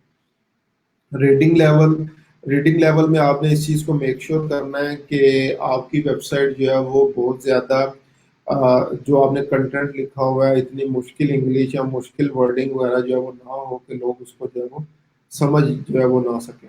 एफिलिएट लिंक्स जो है वो कितने प्रोवाइड किए हुए हैं, H T M L error इसको छोड़ते हैं, डोमेन अथॉरिटी डी ए जो है वो काफ़ी ज़्यादा इफेक्ट करती है जब भी कोई हम लोग जो है वो चेक कर रहे होते हैं। डी ए पी जो है वो इसकी जो है वो डोमेन अथॉरिटी पेज अथॉरिटी वगैरह जो है वो देख रहे होते हैं। तो यहाँ पे भी are all things being equal, अगर बाकी सारी चीज़ें जो है वो ठीक है, a page on a authoritative domain will rank higher than a page on a domain less than authority। Authority domain है तो वो रैंक जल्दी अच्छी जो है वो हो जाती है उसकी निस्बत जिसकी जो है वो अथॉरिटी इतनी ज़्यादा जो है वो बिल्ड अप नहीं है। ठीक है, पेज पेज रैंक यहाँ पे आप लोग जो है पेज रैंक्स जो है वो चेक कर सकते हैं। यूआरएल लेंथ आपकी छोटी होनी चाहिए। यूआरएल पाथ जो है वो उसको आपने जो है वो ट्राई करना है इजी टू यूज जो है और इजी टू अंडरस्टैंड और इजी टू रीड जो है वो होना चाहिए। ह्यूमन एडिटर्स छोड़ दें, पेज कैटेगरीज जो है वो हम लोग नॉर्मली क्या करते हैं, जो कैटेगरीज अव्वल तो बनाते ही हैं It's जब 12 बनाएंगे o'clock. तो अनरिलेटेड कैटेगरीज वगैरह के अंदर पेजेस डाल देते हैं। इस चीज़ को मेक श्योर करना है कि आपकी पेज कैटेगरी जो है वो अच्छी हो। वर्डप्रेस टैग्स जो है वो इसको भी अगेन अगर हम लोग प्लगइन वगैरह जो है वो यूज़ कर रहे हो तो उसके अंदर जो है वो ये स्पेसिफिकली जो टैग्स होते हैं वर्डप्रेस टैग्स जो है वो पेज को इसको रैंक करने के हवाले से जो है वो काफ़ी ज़्यादा जो है वो आसानी जो है वो हमारे लिए रहती है। कीवर्ड्स इन द यूआरएल, जो यूआरएल होगा उसके अंदर कीवर्ड ऐड करें, इसकी एग्जांपल भी मैं कल जो है वो दे चुका हूँ। यूआरएल स्ट्रिंग, ये यूआरएल स्ट्रिंग इसको जो है वो हम लोग डिस्प्ले यूआरएल भी बोलते हैं, जो कि एक्चुअल में शायद यूआरएल जो है वो नहीं होता। सिर्फ इस चीज़ को easy to understand easy to read करने के लिए हम लोग ये खुद से भी जो है वो बना रहे होते हैं। ठीक है, उसके बाद रेफरेंस एंड सोर्सेज, कोई भी जो है वो आप लोग चीज़ जो है वो ऐड कर रहे हैं, कोई स्टैट्स ऐड कर रहे हैं, कोई फैक्ट्स एंड फिगर्स वगैरह जो है वो ऐड कर रहे हैं, तो आप लोगों ने जो है वो उसके रेफरेंसेस या सोर्सेज जो है वो लाजमी प्रोवाइड करना है। उसके बाद बुलेट्स एंड नंबरिंग जो है वो प्रोवाइड करनी है, जिस तरह इसने जो है वो बुलेट्स एंड नंबरिंग वगैरह जो है वो प्रोवाइड की हुई है। तो ये भी एक अच्छा जो है वो क्वालिटी सिग्नल है आपकी वेबसाइट के लिए। Variety of page in site map, इसको जो है वो एक्सएमएल के ऊपर साइट मैप जनरेट होते हैं। अगेन ये अभी हम लोगों से रेलिवेंट नहीं है, टेक्निकल लोग जो है उसको ज़्यादा आसानी के साथ समझ लेंगे। टू मैनी आउटबाउंड लिंक्स हम लोगों ने जो है वो ऐड नहीं करने। अगर हम लोग ज़्यादा लिंक्स आउटबाउंड लिंक्स ऐड करेंगे और हमारा कंटेंट कम होगा तो वो भी अल्टीमेटली हमारे पेज के ऊपर जो है वो इफेक्ट करेगा। नेक्स्ट है user experience signal for other keywords, page rank for user experience जो है वो ये अभी रिसेंटली इन्होंने जो है वो ऐड किया, प्रीवियसली जो है वो नहीं था। प्रीवियस बैच में जब मैंने जो है वो ये करवाया, यूजर एक्सपीरियंस अब बहुत ज़्यादा मैटर करता है कि क्लाइंट या टारगेट ऑडियंस आपके पेज के ऊपर आके किस तरीके से जो है वो फील कर रही है और उन्हें प्रॉपरली जो कंटेंट है इजी टू अंडरस्टैंड और इजी टू रीडेबल है या नहीं है। ठीक है, उसके बाद बाकी चीज़ें यहाँ तक ऑन पेज के अंदर ये चीज़ें हैं। ठीक है, उसके बाद साइड लेवल फैक्टर्स पे आते हैं। पहले जो है वो मैं कमेंट पढ़ लूँ। इंस्टीट्यूट से याद आया इस बार के भी आया राउंड पे निशानाबाद के लिए ग्राज पर होगा ऐसा बाबा लोडिंग में बिल्कुल पता लग रहा ठीक है, एक दफ़ा आयशा साहब हम आप जो है वो अपना पेज अगेन लोड कर लें। मैं दोबारा एक दफ़ा स्क्रीन स्टॉप करके दोबारा शेयर भी कर देता हूँ।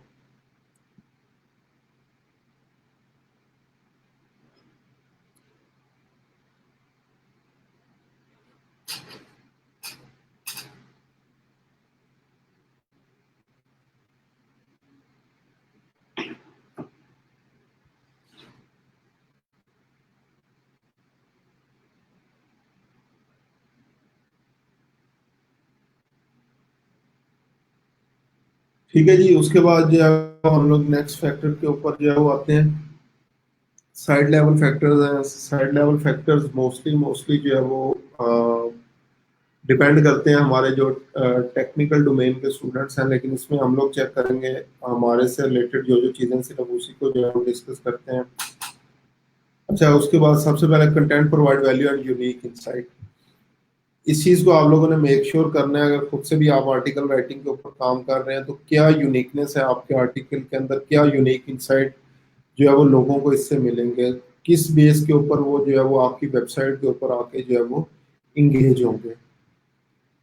उसके बाद है कंटेक्ट अस पेज, ये लाजमी है और ये गूगल एड्स ने भी अब जो है वो लाजमी कर दिया है कि अगर आप जो है वो एड्स बना रहे हैं, स्पेसिफिकली शॉपिंग एड्स बना रहे हैं, तो आपकी एटलीस्ट दो कंटेक्ट इंफॉर्मेशन जरूर होनी चाहिए। लेकिन ओवरऑल एसईओ के लिए आपका कंटेक्ट अस पेज होना चाहिए जाके, जहाँ पे यूजर जो है वो जाके आसानी के साथ जो है वो आप लोगों के साथ कंटेक्ट कर सके। ठीक है, डोमेन ट्रस्ट ट्रस्ट रैंक को जो है छोड़ दें। Site architecture, site updates, presence of site map, site up time, server location, SSL certificate. अच्छा, नेक्स्ट हमारे लिए इम्पोर्टेंट चीज़ है कि हम लोगों ने कोई भी वेबसाइट जो है वो अगर ओपन कर रहे हैं तो वो एसएसएल सर्टिफिकेट उसके अंदर इंक्लूड होना चाहिए। अब एसएसएल सर्टिफिकेट क्या होता है, जैसे अगर हम लोग जो है वो ये लिंक देखें तो यहाँ पे ये स्टार्ट पे आ रहा है HTTPS। अगर हमारा SSL सर्टिफिकेट इंस्टॉल नहीं होगा तो ये होगी HTTP, या लास्ट पे एस नहीं आ रहा होगा। एस का मतलब ही यह है कि आपका SSL सर्टिफिकेट इंस्टॉल है। ठीक है, तो आप लोगों ने ये एड्स के लिए भी एक बहुत इंपॉर्टेंट फैक्टर है, क्योंकि इसकी वजह से नॉर्मली हमारी वेबसाइट जो है वो लोड नहीं होती। अगर SSL सर्टिफिकेट इंस्टॉल ना हो और हमने कोई फायरवॉल, इवन फायरवॉल ना भी इंस्टॉल की हो, तो नॉर्मली अब गूगल क्या करता है, जो एसएसएल सर्टिफाइड वेबसाइट्स नहीं है उनको लोड नहीं होने देता। ठीक है, नॉर्मली, मोस्टली नहीं कह रहा, नॉर्मली उसको जो है वो लोड जो है वो नहीं होने देता। तो इसलिए एसएसएल सर्टिफिकेट एसईओ पर्पस के लिए भी और प्लस एड्स पर्पस के लिए भी बहुत ज़्यादा जो है वो ज़रूरी है। उसके बाद टर्म्स ऑफ सर्विस प्राइवेसी, ये भी एड्स के लिए अगेन ज़रूरी है, एसईओ के लिए भी, कि आपने जो भी आपकी प्राइवेसी पॉलिसी है, इसके अलावा टर्म्स ऑफ सर्विस है, रिटर्न पॉलिसी, कुछ भी जो है वो चीज़ें हैं, वो सारी चीज़ें जो है वो आपने अपनी वेबसाइट के ऊपर जो है वो प्रोवाइड करनी है। ठीक है, उसके बाद duplicate meta information on site जो है वो आपके पास आ रही है। अगर आप डुप्लीकेट जो है वो कर रहे हैं, duplicate meta information across your site में bring down all your page visibility, सबकी विजिबिलिटी डाउन हो जाएगी।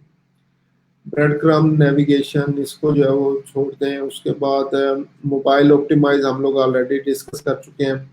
उसके बाद नेक्स्ट है कि यूट्यूब वीडियोस, अगर हम लोग जो है वो यूट्यूब वीडियोस भी अपने आर्टिकल्स के अंदर जो है वो इंक्लूड कर लें, उनको एज ए इम्बेड अगर जो है वो हम लोग जो है वो कर लें, तो सर्च के ऊपर, सर्च इंजन रिजल्ट पेजेस के ऊपर हमारी वेबसाइट जो है वो लाइक, अगर फर्दर कंटेंट रैंक नहीं हो रही तो शायद वो यूट्यूब की जो वीडियोस वगैरह हमने ऐड की हुई हैं वो उसकी वजह से हमारी वेबसाइट के पेजेस जो है वो शो होना शुरू हो जाते हैं।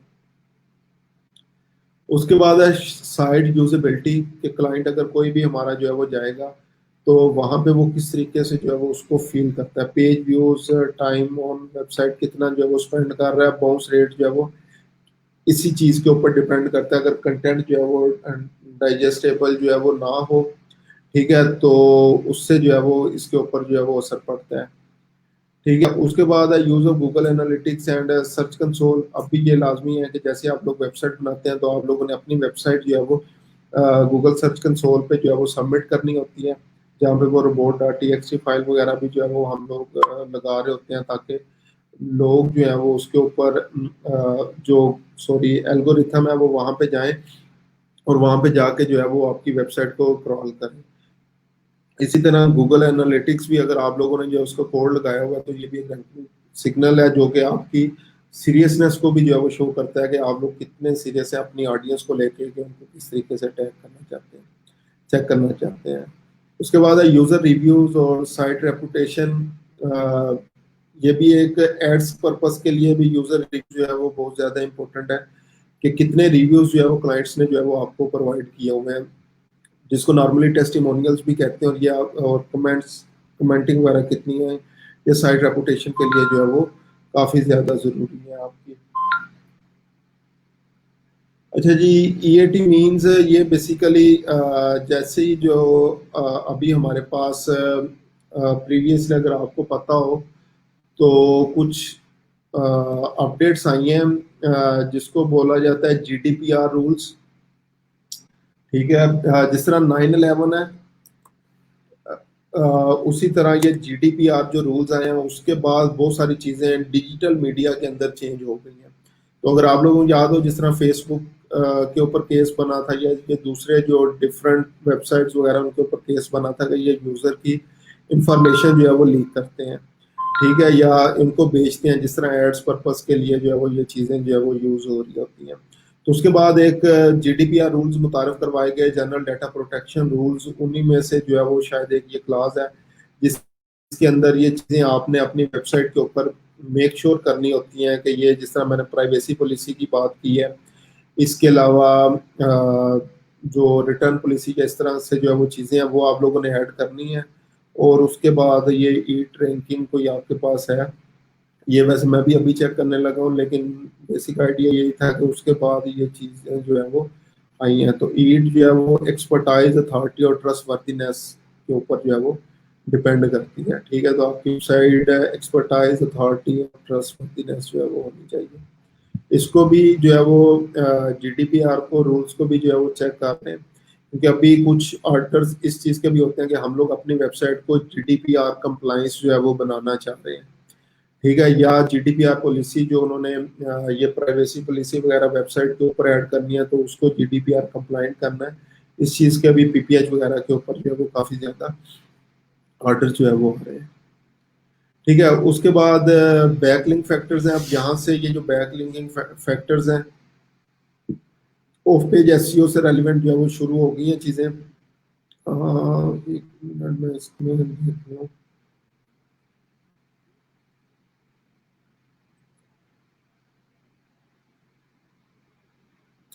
अच्छा, ये जो ऑफ पेज एसईओ है, एक दफ़ा इसको खुद से जो है वो मैं एक्सप्लेन करूंगा, जिस तरह ऑन पेज जो है वो कल एक्सप्लेन की थी, इसमें क्या क्या चीज़ें हैं, उसी के साथ ये बैकलिंक्स वगैरह जो है वो हम लोग चेक कर लेंगे।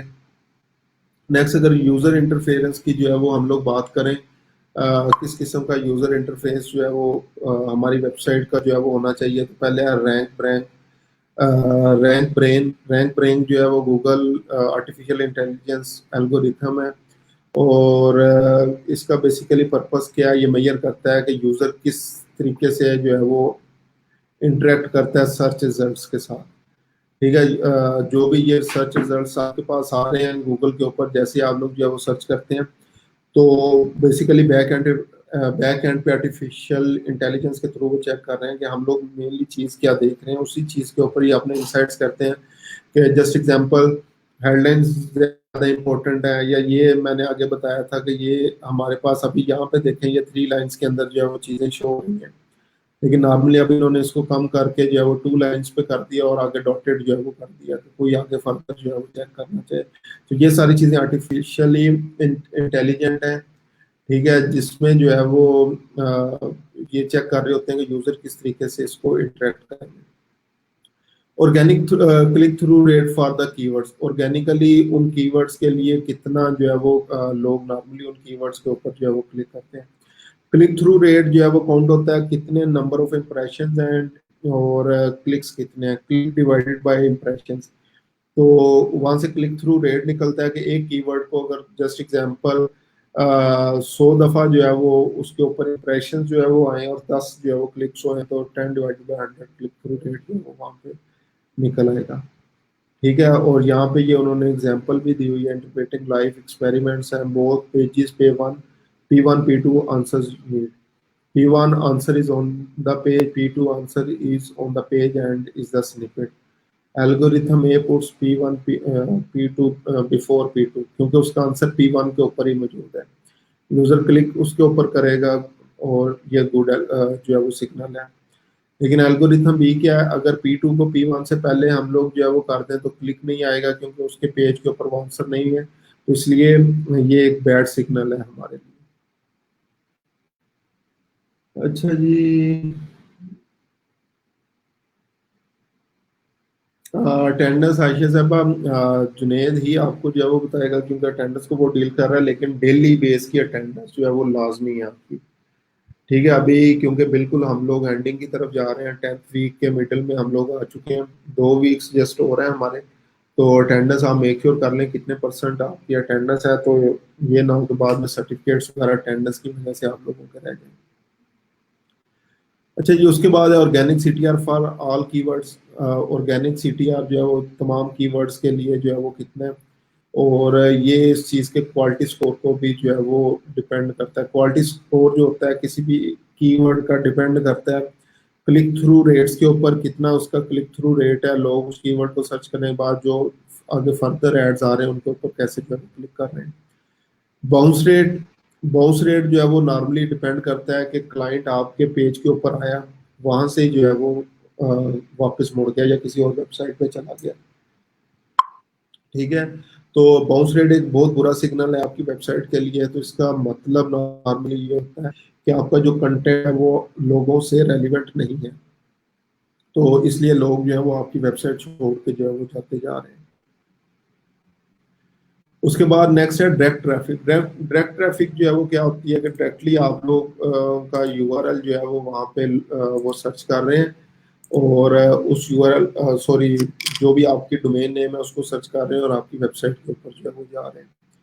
रिपीट ट्रैफिक, कितने जो है वो लोग बार बार रिपीट जो है वो कर रहे हैं। रिपीट के अलावा ये जो बुक मार्किंग होती है ये भी बहुत इंपॉर्टेंट फैक्टर है दूर के लिए, कि कितने लोगों ने आपकी वेबसाइट को जो है वो बुक मार्क भी जो है वो किया हुआ है। ठीक है, उसके बाद pogo sticking is a special type of bounce होता है। इसमें क्या होता है, user click on other search results in an attempt to find the answer of their query. मिसाल के तौर पे ये डिफरेंट जो है वो चीज़ें आ रही हैं, इसको उसने चेक किया सेकंड, और फिर उसके ऊपर अब इन्होंने क्या किया हुआ था, वो एड पोस्ट वगैरह जो थी वो इससे रेलिवेंट थी, तो उसने ये पहली टॉप सर्च को छोड़ के इसके ऊपर जो है वो आ गया।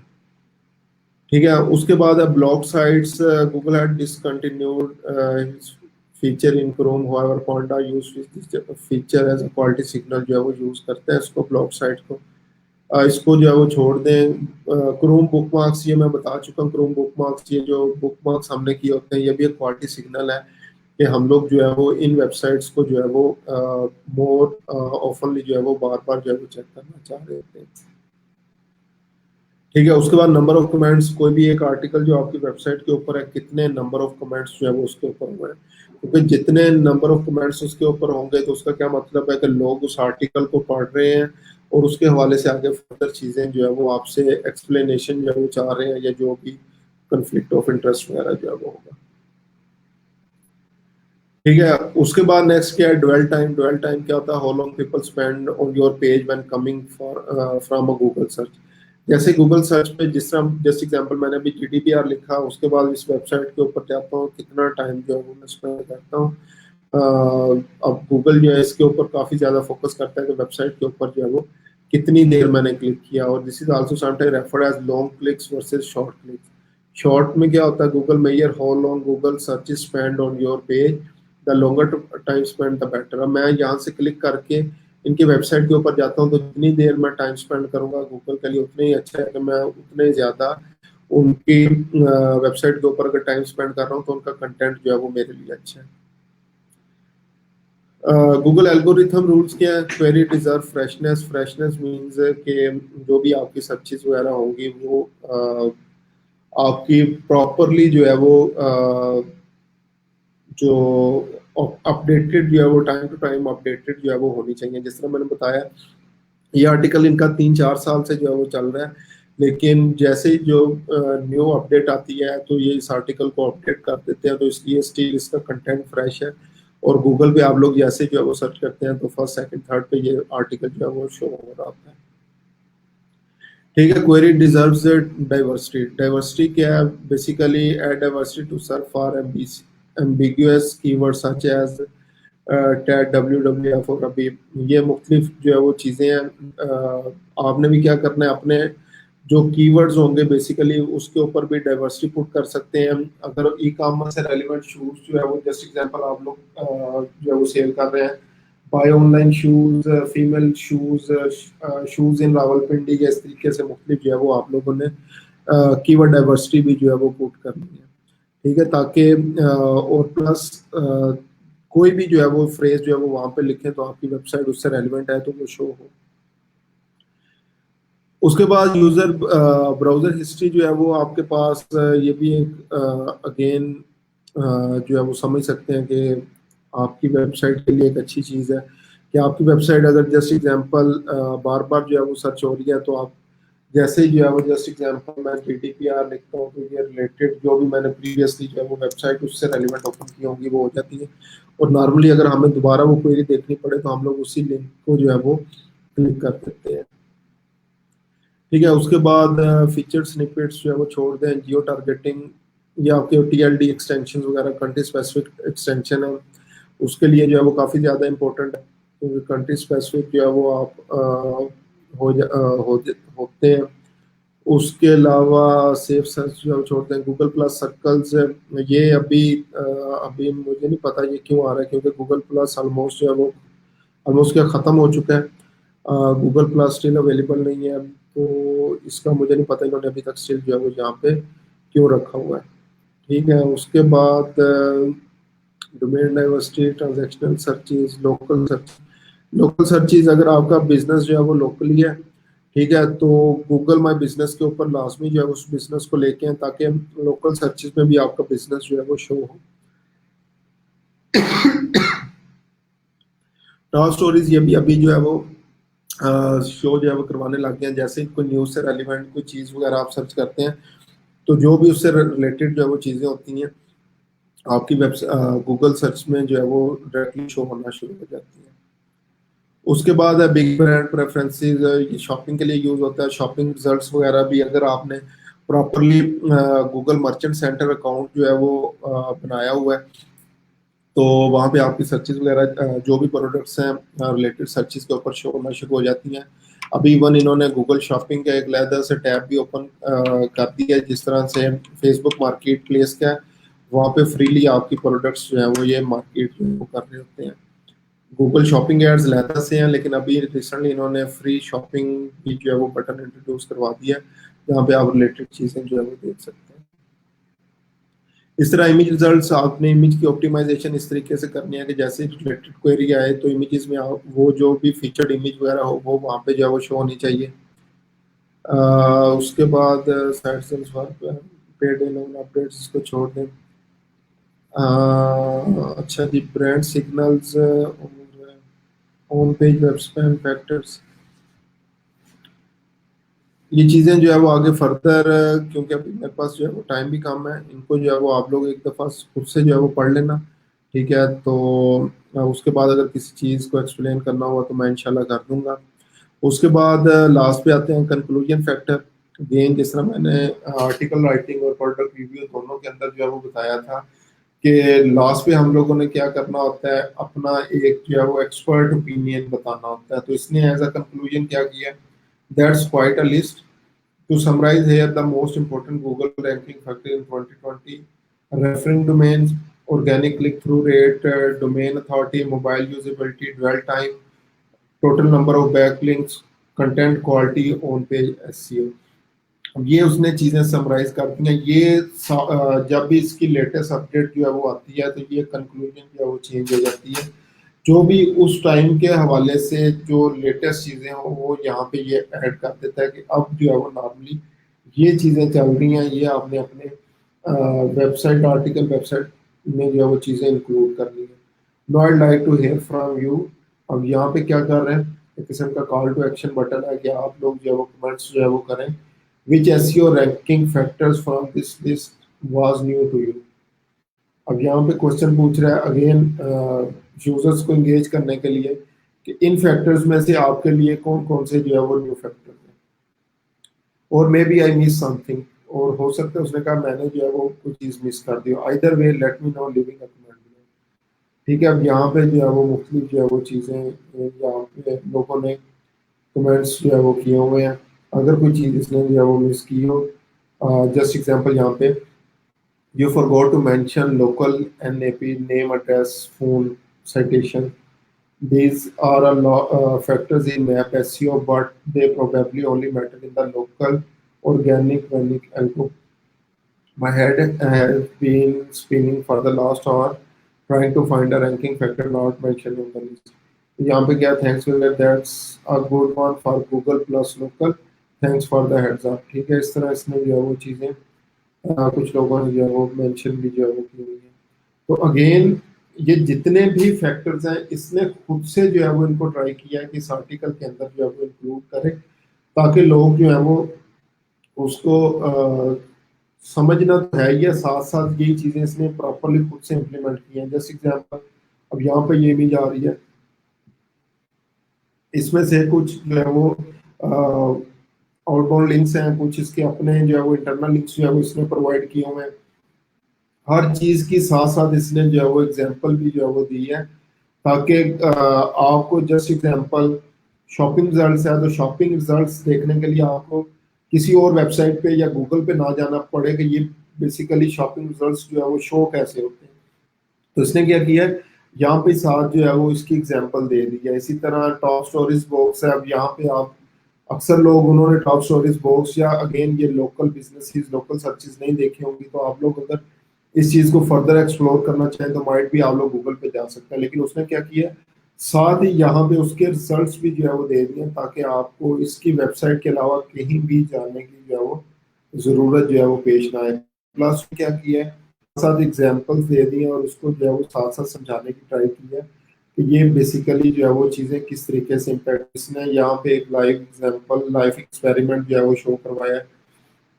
यहाँ पे स्टार रेटिंग्स वगैरह जो है वो शो करवाई हुई है। ठीक है, ये साथ साथ उसने अपनी ही किसी वेबसाइट्स के जो है वो या मुख्तलिफ चीज़ें हैं उनके जो रिसर्च की है उसके लिंक्स वगैरह जो है वो साथ इन कॉलम शेप्स जो है वो प्रोवाइड किए हुए हैं। इस तरह ये मुख्तलिफ चीज़ें जो है वो आ गई हैं। नंबर ऑफ रेफरिंग डोमेन्स, ये ग्राफ उसने खुद से बनाया है, ये पिक्चर जो है वो खुद से लिया। तो ये सारी चीज़ें जो इसने आर्टिकल के अंदर एक्सप्लेन किया खुद से, पहले इसने अपने इस आर्टिकल के अंदर उनको इम्प्लीमेंट किया और उसके बाद जो है वो साथ साथ ये चीज़ें जो है वो आपको बताई हैं। ठीक है, तो इन चीज़ों को, इन एल्गोरिथम्स को जो एसईओ के अंदर जो इंटरेस्टेड हो, अभी तक मुझे आप लोग ना आर्टिकल राइटिंग में इंटरेस्टेड लगे ना प्रोडक्ट रिव्यूज में जो है वो लगे इंटरेस्टेड, और प्लस एसईओ में भी अभी तक जो है वो इसी तरह से 3-4 स्टूडेंट्स जो है वो ऑनलाइन जो है वो आ रहे हैं। तो मुझे लगता है कि इन चीज़ों के अंदर अभी तक स्टिल आप सारे लोग जो है वो इंटरेस्टेड हैं, इसलिए ये सस्ती सी जो है वो चीज़ें हमने की हैं। ठीक है, तो बाकी अगर आप लोगों का इससे रेलिवेंट कोई भी क्वेश्चन हो तो आप लोग जो है वो कमेंट्स में पूछ लेना, इंशाल्लाह मैं जो है वो रिप्लाई कर दूंगा। तो अभी तक किसी का कोई क्वेश्चन है तो वो आप लोग जो है वो कमेंट्स में पूछ लें, मैं उसका रिप्लाई कर दूंगा।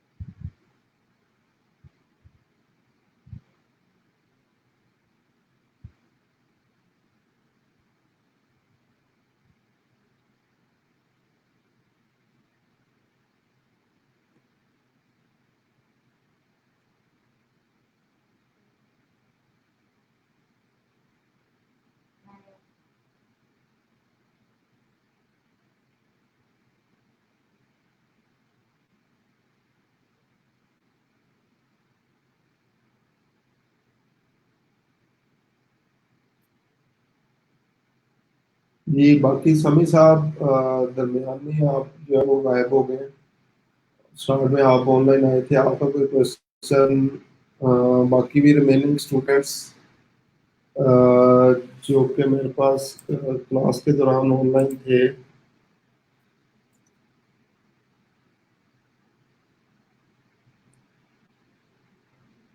रमजान साहब, आपका कोई क्वेश्चन है तो मुझे बताएं। गौहर साहब, आपका कोई क्वेश्चन, किसी का कोई क्वेश्चन है तो मुझे बताएं यहाँ तक। बाकी इनको जो है वो आप फर्दर जो है वो पढ़ लेना। फिर भी किसी का कोई क्वेश्चन हुआ तो आप लोग जो है वो पूछ सकते हैं।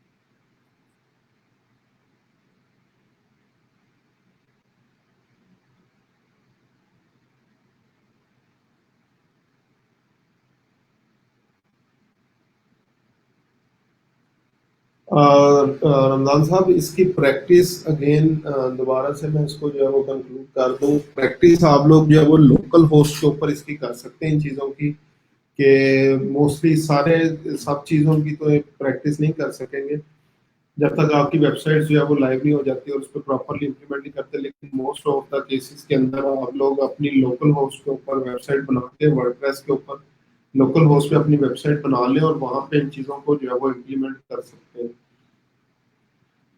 तो इसलिए इस चीज़ को इसलिए नहीं छोड़ देना कि मेरे पास वेबसाइट ही है। और अगर प्रैक्टिकल इसकी एग्जांपल करना चाहें तो बहुत सारे लोकली जो वेब होस्टिंग और डोमेन वगैरह प्रोवाइड कर रहे हैं, 3,000 3500 मेरे ख्याल से एक साल का जो है वो लेते हैं।